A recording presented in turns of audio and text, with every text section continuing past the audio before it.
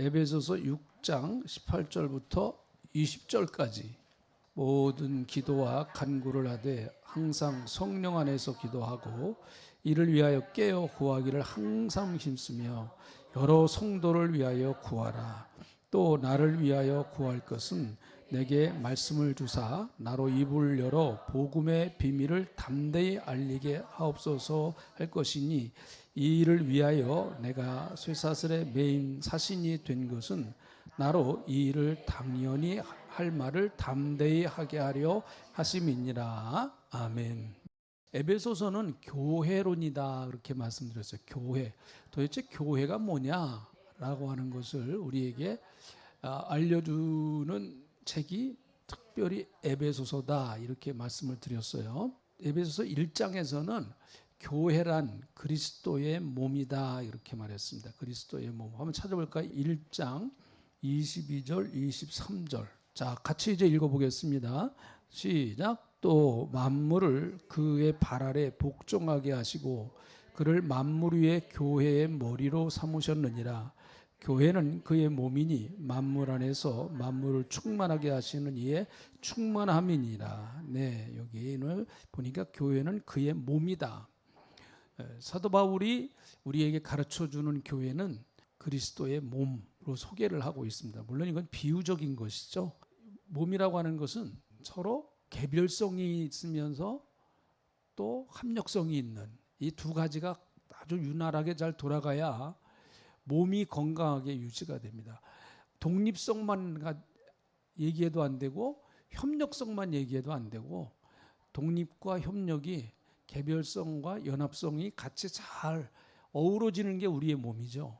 그럴 때 몸이 건강한 것 같이 교회는 각각이 다 개인이 한 사람 한 사람이 다 예수를 믿고 개별적으로 구원받는 거예요.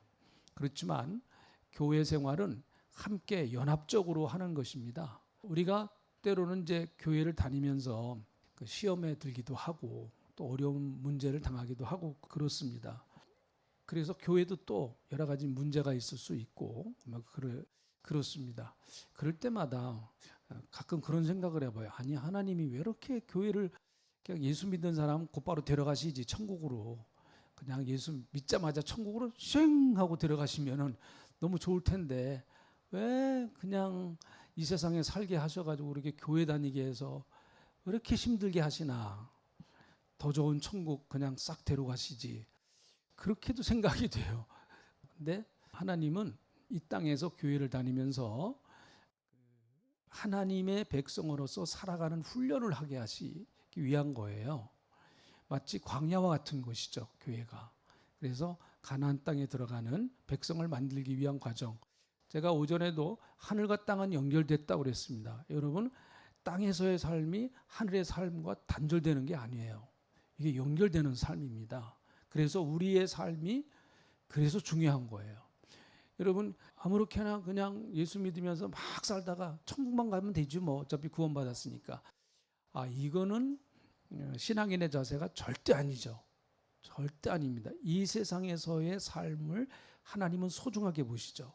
그래서 우리는 이 땅에서 여러 가지 많은 갈등도 있고 어려움도 있고 실패도 있고 좌절도 있지만 그걸 통해서 우리의 영적인 믿음이 커가고 실력이 더 늘어납니다.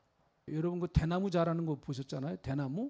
대나무가 그냥 쭉 자라면은 대나무 못 씁니다. 근데 가면서 뭐가 있어요? 마디. 그 마디가 있어야 돼요. 마디가. 그래야 대나무가 대나무로서 역할을 하는 것처럼 하나님은 그냥 우리가 밋밋하게 그냥 쫙 그거를 원치 않으시더라고요, 보니까. 그래서 교회는 항상 두 가지가 같이 공존한다. 개별성과 연합성. 요게 같이 공존하는 거예요. 그래서 나는 나 혼자서만 그냥 우리 교회에서 예수 잘 믿으면 되지 뭐 누가 어쨌든 난 몰라. 이것도 그렇게 별로 바람직한 생활이 아니에요. 내가 있음으로 말미암아 다른 사람도 존재하고 다른 사람이 있음으로 말미암아 내가 존재하는 거거든요. 그래서 이 두 가지를 우리가 잘 조화시켜야죠. 또 반대로 그냥 매일 사람만 좋아서 교회 와서 그냥 사람만 좋아해요. 교제하고 그것만 그냥 좋아해요. 재밌어요. 그것은 자기의 신앙의 독립성을 가지지 못합니다. 그러면 그래서 나한테 잘해주던 사람이 한번 확 내게 그냥 그렇게 가스라이팅을 하면은 아주 정신이 홀딱 빠져나가죠. 그래서 내가 예수를 믿어야 되나 안 믿어야 되나 뭐 하면서 이렇게 그런 고민도 하고 그래요. 독립적으로 하나님 앞에 설 줄 알아야 돼요. 독립적으로 다 떠나도 나는 하나님 앞에 서 있는다. 이게 딱 돼 있어야 그런 독립성이 강해야 협력성이 나옵니다. 그래야 연합성이 나오는 거예요. 이 두 가지가 잘 조화를 이루어야 되겠죠. 독립성이 잘못하면 고집이 되면 안 됩니다. 나는 이거야 하면서 자기 고집만 세우면 안 돼요. 이건 또 그러니까 잘 조화를 이루어야 되겠죠. 자, 사도 바울은 교회에 대해서 이런저런 이야기를 많이 합니다. 그 2장에 가서는 보면은 교회는 건물과 같다. 건물. 2장 20절을 보세요. 건물이다. 교회는 건물과 같다. 그래서 너희는 사도들과 선지자들의 터 위에 세우심을 입은 자라. 그러니까 교회의 터는 사도들과 선지자의 터다. 그런데 사도들과 선지자는 궁극적으로 누구를 가리키는 건가? 사도들과 선지자들이 궁극적으로 우리에게 가르치려고 했던 거는 그리스도의 복음이거든요. 그러니까 결국은 터는 예수 그리스도라고 말씀드릴 수 있죠. 그 위에 얹어진 터가 선지자와 사도들이다. 그래서 교회는 전통을 무시하면 안 돼요. 절대로 전통을 무시하면 안 됩니다. 2000년 동안 교회가 내려온 신앙적 전통이 있어요. 그런 신앙을 하나로 모아서 우리가 고백하는 것을 신앙 고백이라고 그럽니다. 신앙 고백이 하루아침에 하늘에서 뚝 땅에 떨어지는 게 아니거든요. 절대로. 수많은 우리의 앞선 믿음의 그 선조들이 신앙 고백을 한 것이 한 장 한 장 쌓여져 가지고 우리가 믿는 지금의 신앙 고백이 된 거예요. 신앙 고백은 대단히 중요하죠. 이게 갑자기 툭 튀어나온 게 아닙니다. 그래서 교회에서도 전통이 중요하고 새로움도 있어야 되지만 또 전통도 그거 못지않게 우리가 지켜야 될 게 있어요. 바꿔야 될 게 있고 지켜야 될 게 있습니다. 지켜야 될 건 뭘까요? 우리 교회만 하더라도 우리보다 앞서서 신앙생활 하시던 분들, 이미 천국 가신 분들이 계시잖아요. 그분들이 우리에게 물려준 좋은 신앙의 모습들이 있거든요. 분명히. 근데 그런 것들은 이 땅에 살아남아 있는 우리가 그걸 전승을 받아야죠. 그리고 또 전승해주고 하는 이런 것이 있어야 되죠. 한국교회는 한국교회대로 복음이 한국 땅에 들어와서 선교사님들의 가진 고생을 해가면서 세운 그런 나라죠. 특별히 교회죠. 여러분 한글을 세종대왕이 만드셨잖아요. 한글을. 한글의 우수성은 뭐 세계적으로 이미 다 알려졌습니다. 글자가 없는 나라에서 한글을 빌려다가 자기 나라 글자로 쓰는 나라도 있고 그래요. 한글의 우수성은 대단한 거죠.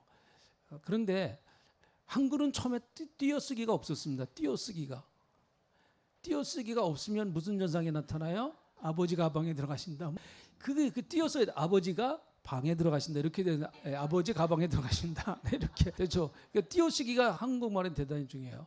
여러분 그걸 띄어쓰기를 만든 분이 선교사님이에요. 우리나라 국어학자들이 만든 게 아닙니다. 선교사님이 만든. 그 선교사님이 한글을 보고 너무 깜짝 놀랐어요. 이렇게 세상에 이런 좋은 글이 어딨냐. 그 선교사님이 특별히 교육계에 좋은 일을 많이 하셨어요. 한글을 너무 사랑했어요. 그분이. 그래서 우리의 믿음의 선조들이 가지고 있었던 좋은 신앙을 우리는 잊어버리지 말고 전수를 해야 되겠죠. 그런데 이 집의 모퉁이 돌은 예수 그리스도다 그렇게 말하죠. 그리스도 예수께서 친히 모퉁이 돌이 되셨다. 모퉁이 돌은 가장 중요한 이 모퉁이 돌이 뭐냐 하는 것에 대해서도 여러 가지 얘기가 있어요. 근데 가장 중요한 돌, 연결시켜주고 받쳐주는 가장 중요한 돌 이렇게 말할 수 있겠죠. 그런데 21절, 22절 건물은 건물인데 이제 어떻게 되느냐? 그 안에서 건물마다 서로 연결하여 주 안에서 성전이 되어가고 이렇게 말했어요. 또 22절 너희도 성령 안에서 하나님이 거하실 처소가 되기 위하여 그리스도 예수 안에서 함께 지어져 가느니라. 진행형이란 말이죠. 진행형. 완성형이 아니에요. 인생은 뭐라고요? 이분들은 참 그런 건 어떻게 저렇게 잘 외우고 있어요. 참. 그 노래 참 좋아요. 정말. 인생은 미완성. 다음에 뭐예요? 쓰다가만 편지. 멋있습니다. 우리의 인생은 미완성이죠. 미완성입니다. 인생을 완성시키고 간 사람은 없어요. 다 우리도 미완성을 숙제를 남겨놓고 우리는 떠납니다. 후손들에게 숙제를 남겨놓고 떠나는 거죠. 우리. 자, 교회도 마찬가지입니다. 교회가 지어져 가는 거예요. 그래서 항상 건물을 지을 때 우리가 조심해야 되잖아요. 그래서 위험 뭐 이렇게 막 써놓고 그러잖아요. 곧 끝나겠습니다. 조심하세요. 뭐 그런 것도 써놓고 막 그러지 않습니까? 완성된 교회는 없죠. 이제 5장에 가서 보면 이제 교회는 가정이다. 교회는 가정과 같다. 참 사도 바울이 너무나 잘 설명을 해줬어요. 교회는 가정과 같다. 그래서 남녀 관계를 말하지 않습니까? 부부 관계 말하죠. 5장 22절부터 쭉 부부 관계. 아내들이여 22절. 여자분들만 읽어보실까요? 여자분들에게 너무 은혜가 되는 말씀이에요. 그렇죠? 네. 반응이 없네요. 자, 여자분들만 큰 소리로 한번 읽어보세요. 시작. 예. 부부 관계를 말하죠. 25절 남편들아 아내 사랑하기를 그리스도께서 교회를 사랑하시고 교회를 위하여 자신을 주신 같이 하라. 이렇게 남편과 아내, 아내와 남편. 근데 참 이상한 게요. 바울이 남편에 대해서 먼저 말하지 않고 아내에 대해서 먼저 말했어요. 바울이 남자라서 그랬나 이거? 왜 그랬을 것 같아요? 그냥 뭐 여긴 별 뜻이 없다 생각 쓰다가 보니까 그냥 아내가 먼저 나왔다. 근데 바울은 사실은 결혼 안 한 사람이잖아요. 독신이지 않습니까? 독신. 근데 어쨌든 부부관계를 말할 때 그 남편의 역할보다 아내의 역할을 먼저 말을 했어요. 근데 살아보니까 그게 맞는 것 같아요. 아내들이 해야 될 일이 참 너무 많아요. 이 남자들은 사실은 그거에 비해서는 굉장히 좀 일이 적다고 봅니다. 아내들이 손길이 가야 될 것들이 너무 많아요. 어쨌든 바울은 32절에 보니까 단순히 부부 관계를 말하려고 하는 게 아니고 궁극적으로는 이 부부 관계를 통해서 32절 같이 읽어봅니다. 시작. 이 비밀이 크도다. 나는 그리스도와 교회에 대해서 말하노라. 그리스도와 교회에 대해서. 그리스도가 남편이고 교회가 아내. 그거에 대해서 말한다. 그래서 교회는 가정 같구나. 그래서 가정 같은 교회, 교회 같은 가정 뭐 이런 말을 많이 하잖아요. 정말 교회가 가정 같으면 좋겠어요. 근데 가정은 편하게 사는 거예요. 그죠? 편하게. 교회도 마찬가지라고 봅니다. 서로가 부족한 것들을 품어주고 이해하고 하는 이런 것들이 돼야 되겠죠. 그래서 교회는 참 인간관계 훈련하는 장소에 보니까 정말 교회는요. 여러분 이익 집단은 어떤 이익을 위해서 모여요. 회사 이익 집단이죠. 내가 회사 다니는 이유는 돈 벌기 위해서 다니는 거예요. 근데 교회는 이익 집단이 아니라 희생 집단이에요. 희생 집단. 여러분 제가 늘 말씀드리잖아요. 교회에서 돈 받고 신앙생활하는 사람은 목사밖에 없다. 목사는 돈 받고 신앙생활한다. 나머지 분들은 다 여러분들이 돈 내면서 신앙생활하는 거예요. 그걸 이제 헌금이라고 그러죠. 그러니까 희생 집단, 가정도 마찬가지예요. 가정도. 근데 상처를 제일 많이 받는 게 이익 집단에서 상처받는 거 아닙니다. 정말 이익 집단에서 나를 상처 주면은 사표 쓰고 나오면 돼요. 근데 가정은 안 그래요. 가정은 그럴 수 없어요. 그래서 가정에서 받는 상처가 크냐, 직장에서 받는 상처가 크냐, 가정에서 받는 상처가 훨씬 큽니다. 자식들한테 받는 상처 커요. 왜 클까요? 내가 희생을 했기 때문에 그만큼 희생이 됐다는 것은 기대감이 있다는 얘기예요. 나는 아무 기대 없이 자식이니까 무조건 나는 키웠어. 그런 부모 없습니다. 분명히 어떤 기대감이 있으시죠. 교회도 마찬가지예요. 교회도 이익 집단이 아니에요. 교회는 희생 집단이고 사랑 집단이기 때문에 교회가 상처를 받으면 크게 받을 수 있어요. 그래서 참 이상하잖아요. 부부관계도 마찬가지입니다. 부부가 싸울 때 정말 세계 평화를 위해서 싸우느냐, 우크라이나와 러시아 전쟁을 어떻게 막아야 되느냐 이런 것 갖고 싸우지 않습니다. 북한의 핵 문제를 어떻게 해결해야 되느냐 이런 거 갖고 싸우지 않아요. 그럼 뭐 갖고 싸워요? 치약, 칫솔. 당신 내 칫솔 썼지 뭐 이런 거 가지고 그냥 양말 뭐 이런 거.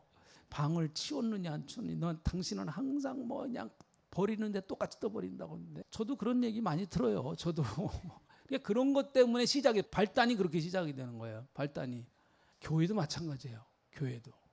그래서 교회에서 싸우는 게요, 별 문제 갖고 싸우질 않습니다. 정말 시시한 문제 갖고 싸워요. 진짜 저 신천지를 어떻게 해야 없애버릴까? 뭐 그런 문제 가지고 뭐 다투든지 그런 거 안 해요. 그런 거 안 해요. 저놈의 저 여호와 증인들을 어떻게 해야 내가 박살을 낼까? 뭐 그것 때문에 뭐 하고 그런 거 아니에요. 그냥 말 한마디 잘못해서, 나는 의미 없이 던진 말인데 상대방에는 그것 때문에 상처가 됐다고 그러고 막 그러는 거예요. 그래서 사랑의 집단, 희생의 집단일수록 한 번 갈등이 생기면 이게 풀기가 쉽지 않습니다. 이익 집단은 간단해요. 이익 집단은요, 내가 머리를 숙여야 돼요. 돈 문제 걸리면은요, 돈 주는 사람한테 내가 머리를 숙여야 돼요. 아무리 기분이 나빠도 어쩔 수 없어요. 머리 숙여야 돼요. 속으로는 뭐 부글부글 끓더라도 일단은 그 앞에서 반짝 웃으면서 이렇게 고개 숙여야 되죠.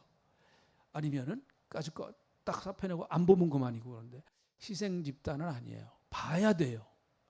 이게 사람을 죽이는 일이에요. 봐야 돼요. 어떻게 해요? 봐야 되는데. 그러니까 힘들고 어려운 거예요. 그래서 쪼잔해지는 거예요. 근데 그거 우리가 서로 이해해야 돼요. 아니, 집사님이 돼갖고 말이야, 권사님이 돼갖고 말이야, 목사님이 돼갖고 말이야, 그런 문제 하나 이해 못하고, 그게 교회예요. 그런 문제도 잘 이해가 안 되는 데가 교회예요. 그러니까 교회는 예수님이 좋아서 되는 거예요. 이게 뭐 다른 거 없어요. 예수님이 좋아서. 신랑 되시는 예수님 때문에 되는 거지, 신부들은 다 부족한 게 많습니다. 부족한 게요. 자, 그리고 6장에서는요, 교회란 뭐냐? 교회란 마귀와 싸우는 훈련소 같다. 마귀와 싸우는 군병을 훈련시키는 훈련소와 같다라는 거죠. 그래서 6장 10절부터 쭉 읽어보면 그 전신갑주를 얘기합니다. 마귀의 대적 전신갑주를 입으라. 관계를 능히 대적하기 위하여 전신갑주를 입으라. 11절에 그렇게 말하고 있죠.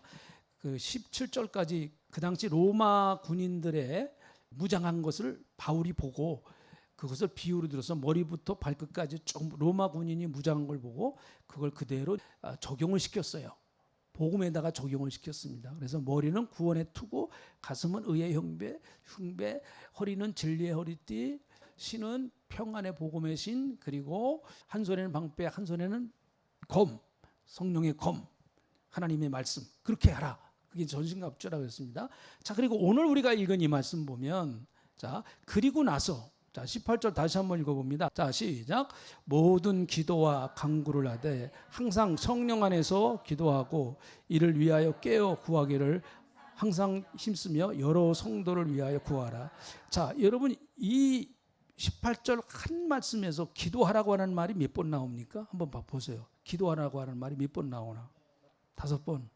네, 모든 기도, 간구, 그리고 성령 안에서 기도, 또 깨어서 구하라, 여러 성도를 위하여 구하라. 오, 이거 한 절에서 기도라고 하는 말을 5번이나 집어넣네요, 바울이. 기도라고 하는 단어를 5번이나 함축했어요. 아마 성경 어디 찾아봐도 이런 규절은 없을 겁니다. 어떤 성경을 찾아봐도요.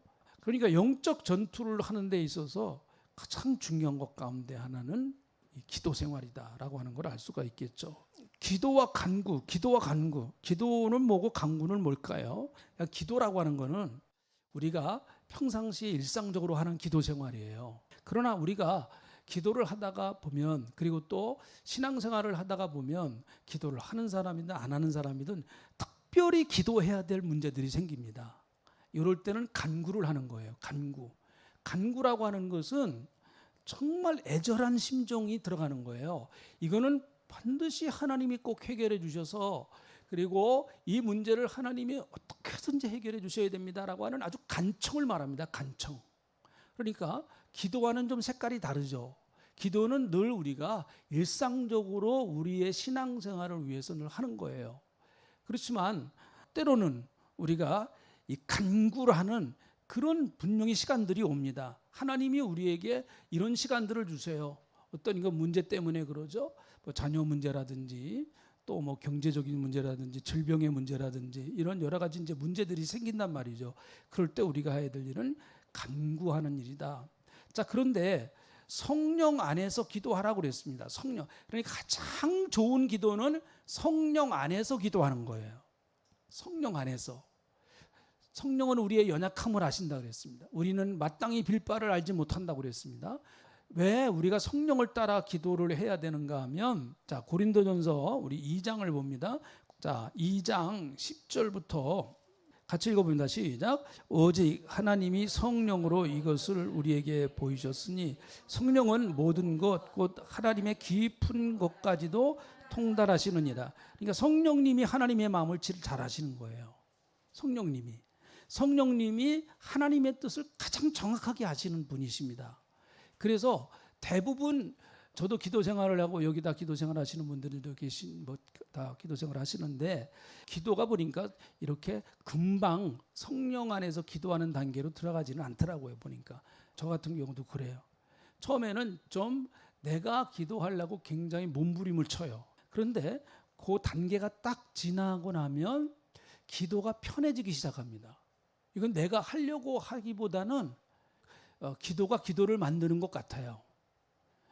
근데 그 단계보다 조금 더 지나가면은 성령께서 내 기도에 같이 임재하신다라고 하는 것을 느껴요. 이건 기도하는 사람은 느낄 수 있어요. 아, 성령이 지금 내 기도하는 시간에 역사하시는구나. 또 내 기도하는 시간에 성령께서 이 기도에 함께 하시는구나 하는 것을 기도하는 사람은 분명히 그걸 느끼게 됩니다. 그런데 그 단계까지 들어가면 시간이 우선 초월이 돼요. 시간에 관계가 없습니다. 시간의 개념이 깨져요. 영적 세계라고 하는 것은 육적 세계의 이런 관계를 깨버리는 거죠. 영적 세계라고 하는 것은요. 정신 세계만 해도 그런데요. 영적 세계로 딱 들어가면 시간의 개념이 무너져요.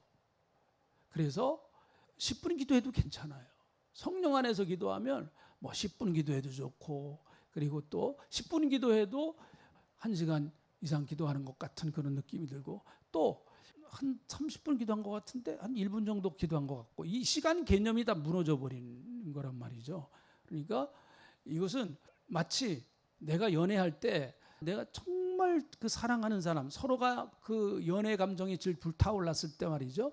너 없으면 나 못 살고 나 없으면 너 못 산다. 그럴 때 있었잖아요. 그럴 때는 일반적 시간 개념이 아니에요. 그때는요. 그래서 둘 다 꼭 헤어지면서 하는 말이, 왜 이렇게 시간이 빨리 가냐? 헤어지기 싫어. 그것과 마찬가지로 우리가 정말 성령 안에서 들어가면 지성소 안으로 들어가는 거거든요. 그래서 하나님과 나와의 1대1의 관계, 골방에 들어가는 개념이에요. 딱 세상을 끊어버리고 골방으로 딱 들어가서 하나님과 나와 1대1로 하는 거예요. 그러면 시간을 어떻게 해도 괜찮아요. 그거는요. 뭐 10분을 하든 20분을 하든 30분을 하든 그건 시간 개념이 중요한 게 아니에요. 어떤 분들은 길게 오래 기도해야 된다 그렇게 얘기를 합니다. 그거 맞는 얘기인데, 그러나 성령 안에 들어가서 기도하면 그냥 성령님께 맡기고 내가 기도하기 때문에 하나님의 임재를 체험하기 때문에 그냥 하나님께 인사만 드리고 나와도 돼요. 인사만 드리고 나와도 돼요. 그래서 영적으로 회복됩니다. 그게. 그래서 성령 안에서 기도하는 것이 참 중요합니다. 여러분 기도하시면서 꼭 그 단계를 여러분 꼭 체험을 해보시기 바랍니다.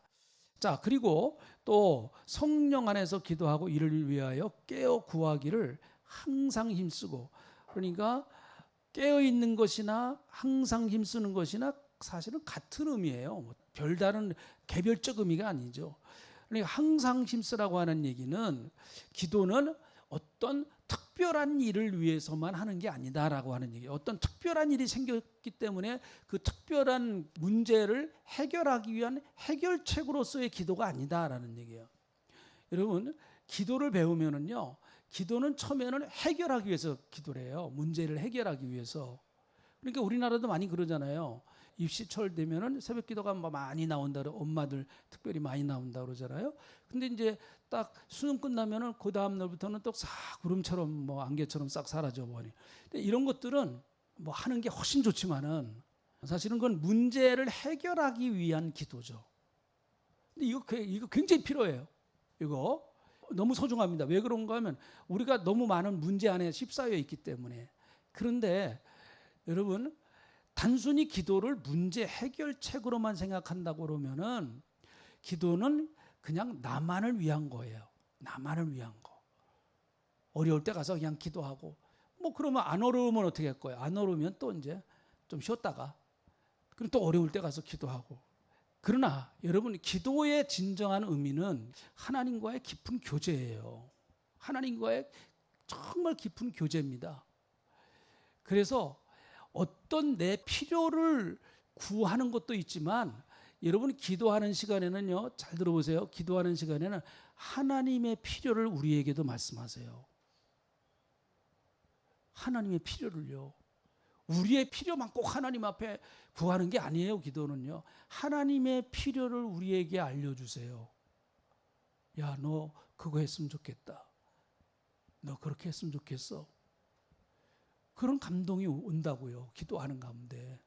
그러니까 그렇게 되다 보니까 기도는 깊은 영적인 교감을 이루는 거예요. 어떤 문제를 해결하기 위한 기도의 필요도 있어요. 그거 굉장히 중요해요. 우리가 해야 됩니다. 문제가 있으면 반드시 해야 되겠죠. 그러나 매일 아주 그냥 기도 생활을 꼭 그렇게만 하면은 기도 생활의 한계에 부닥칩니다. 왜요? 기도가 그렇게 쉽게 응답되지 않을 때도 있고 상당히 있거든요. 하나님이 기도의 응답을 상당히 미뤄두는 문제들이 많아요. 사실은요. 뒤로 미뤄두시는 경우가 참 많습니다. 그러니까 기도 응답을요. 그래서 저도 하나님 앞에 우리가 다급하잖아요. 다 다급하죠.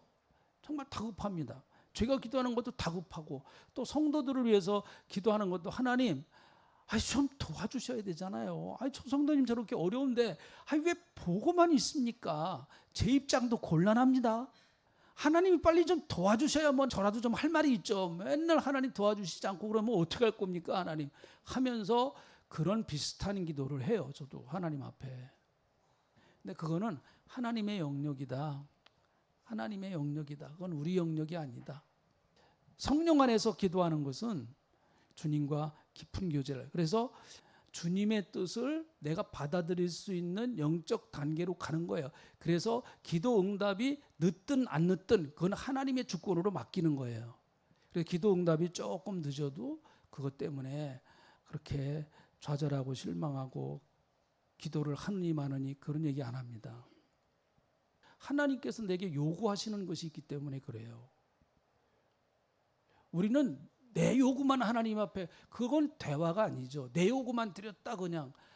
저하고 여러분하고 얘기를 한다 그러면 여러분만은 30분 얘기하고 그냥 가버리고, 나만 30분 얘기하고 가버리고, 그러면 그건 대화가라고 할 수 없겠죠. 그래서 깨어서 성령 안에서 기도하고 여러 성도를 위해서 구하라. 이건 뭐 우리가 잘 아는 중보기도입니다. 교회가 필요한 이유는 이 중보기도 때문이라도 교회가 필요해요. 어려움 당하는 분들을 위해서 우리가 진지하게 기도하는 거죠. 정말 내 문제인 것처럼. 세상에 여러분, 내 자식 문제를 부모 마음을 가지고 걱정해 주는 사람이 세상에 어디 있습니까? 없어요. 그러나 교회는 그게 가능합니다. 교회는 가능해요. 내 자식이 아픈 것처럼 그렇게 하나님 앞에 기도합니다. 저 같은 경우도 뭐 제 자랑이 아니고, 이거는 뭐 어느 목사님들이나 다 똑같다고, 저만 특별해서 그런 게 아니고, 성도님들이 뭐 자녀들이 아프다 그러면 내 자식은 기도 못해도 기도합니다. 내 자식 기도하는 시간은 없어도 기도해요.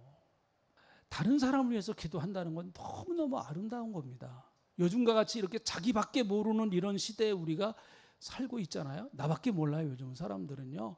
그래서 자기의 이익이 조금이라도 침해당하는 걸 요즘 사람들은 원치 않습니다. 그래서 전도도 대단히 그래서 어려워요. 과거처럼 그렇게 전도하기가 어렵습니다. 그리고 신방하기도 어렵고요. 요즘은요. 신방하기도 대단히 쉽지 않아요. 왜 그런가 하면 개인의 이 생활을 자꾸 우선시하기 때문에 이제 그런 거란 말이죠. 그러니까 당신도 내 삶에 들어오지 말고 나도 당신의 삶에 안 들어간다. 그러니까 우리 각자의 삶의 경계선을 가지고 당신은 여기까지, 나는 여기까지다. 이게 특별히 요즘 젊은 아이들의 그 생각 아닙니까? 그러니까 관심이 없어요. 옆에서 누가 뭐 죽어나가든 살아나가든 관심이 없단 말이죠. 그러나 교회는 아니죠. 교회는 아니에요. 그래서 꾸준히 기도하고 꾸준히 간구해주고 꾸준히 여러분 어려움 당하는 분들을 위해서 계속해서 우리가 중보하는 거예요. 뭐 병이 낫든 안 낫든 그건 하나님이 하셔요. 우리는 기도하는 거예요. 병이 낫든 안 낫든 환자를 위해서 기도하는 거예요. 하나님 낫게 해주세요. 하나님 도와주세요. 저는 기도를 많이 해드리는 입장이잖아요. 그런데 이 대신방이라든지 이럴 때 저희 가정에 와서 저희 가정을 위해서 이제 기도를 합니다. 성도님들이. 그런데 그때의 기분은 그래서 성도님들이 가정에 가서 이렇게 기도해 주는 게 참 필요하겠다라고 하는 거를 제가 스스로도 느껴요. 너무 좋아요. 성도님들이 자기의 가정을 위해서 우리 또 자녀들을 위해서 기도해 주는 게 얼마나 고마운지 몰라요. 우리 교회에서 늘 같이 기도하잖아요. 그런데 그런 것을 더 피부적으로 느끼니까 너무 감사한 일이죠. 그래서 18절에 있는 말씀 다시 한번 읽고 마치겠습니다. 자, 6장 18절 이 말씀 우리 기억하시기 바랍니다. 자, 같이 읽어봅니다. 시작. 모든 기도와 간구를 하되 항상 성령 안에서 기도하고 이를 위하여 깨어 구하기를 항상 힘쓰며 여러 성도를 위하여 구하라. 아멘. 하나님 아버지 고맙습니다. 오늘 이렇게 저희들 또 말씀 듣고 성령 안에서 기도하라고 하시는 말씀, 이 말씀 또 우리의 신비에 새겨서 우리의 삶에 적용할 수 있도록 하나님 도와주시옵소서. 주님 어려울 때마다 우리가 주님 주신 이 천국 열쇠를 사용할 수 있도록 하나님 도와주실 줄로 믿습니다. 감사합니다. 지금은 우리 구주 예수 그리스도의 은혜와 아버지 하나님의 넓고 크고 망극하신 사랑하심과 성령님의 감동 감안해 주 역사 풍성하신 은혜가 이제 천국 열쇠를 가지고 세상에 나가서 힘있게 말씀으로 승리하기 원하는 주님의 백성들 머리머리 하실 가운데 귀한 교회 위에 이 나라 이 민족 위에 같이하옵시기를 간절히 축원하옵나이다. 아멘.